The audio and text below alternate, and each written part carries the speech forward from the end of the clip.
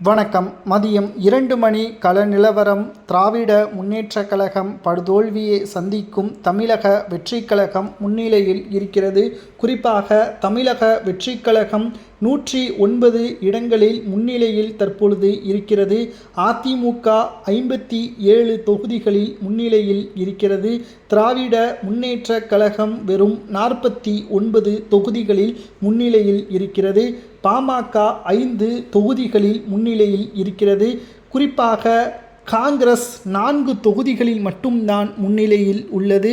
CBI ஒட்டுமொத்தமாக 2 தொகுதிகளில்தான் முன்னிலையில் உள்ளது.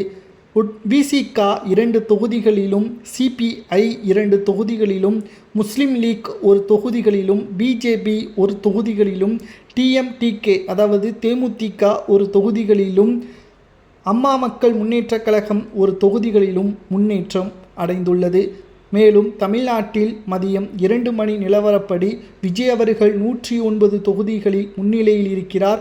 தூத்துக்குடியில் விஜய் அவர்களது ஆதரவாளர்கள் அனைவரும் தற்பொழுது விசில் சின்னத்திற்கு வாக்குகளை செலுத்தியதால் விஜய் அவர்களது நண்பர் ஸ்ரீசாந்த் அவர்கள் தற்பொழுது வெற்றி வாகை சூட ஏற்பாடுகள் செய்யப்பட்டுள்ளது. முன்னிலையில் 13வது சுற்றில் முன்னிலையில் இருக்கிறார். தற்பொழுது வரை தமிழகத்தில் விஜய் அவர்களது ஆட்சி அமையுமா என்ற எதிர்பார்ப்பு மதியம் 2 மணி நிலவரப்படி 109 தொகுதிகளில் முன்னிலையில் இருப்பதால் ஒட்டுமொத்த தமிழகம் மட்டுமல்ல இந்தியாவே கவனத்தை தமிழகம் பக்கம் திருப்பியுள்ளது.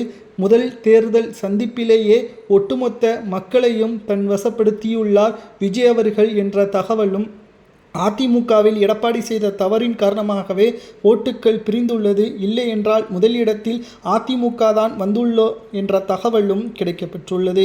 ஓபிஎஸ் அவர்கள் அன்றே கூறினார், புதிய கட்சிக்கு இடம் அளிக்கக்கூடாது, ஒற்றுமை மட்டும்தான் வேண்டும் என்று. ஆனால் எடப்பாடி கேட்காத காரணத்தினால்தான் திமுகவில் ஓபிஎஸ் அவர்கள் இணைந்ததும் குறிப்பிடத்தக்கது. விஜய் அவர்கள் ஆட்சி அமைப்பது நடக்குமா என்பதை கமெண்ட் வாயிலாக கூறுங்கள்.